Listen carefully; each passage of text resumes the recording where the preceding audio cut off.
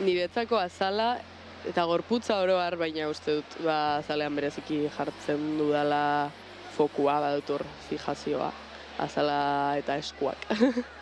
Baina hori dela, pixka bat dena iragazteko tokia, ez? Azkenean azala da azken gauza banatzen gaituena geure burua eta inguruaren gandik.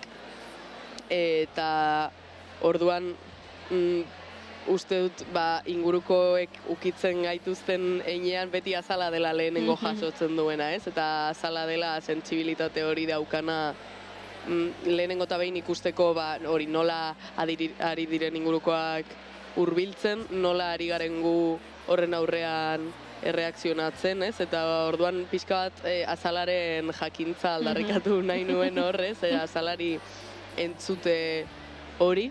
Uste dut gainera iraganean izan naizela eta agian lehenengo liburuan hau pixka bat susma daitekeela, izan naizela pertsona bat asko jokatu nahi izan duena arrazoiari begiratuta, ez? Eta pixka bat azken urteetan saiatu nahi horri buelta ematen, ez? Eta arrazoia zer den zalantzan jartzen edo arrazoia beste toki batzuetan topatzen, ez? Eta hori esango nuke horren isla dela.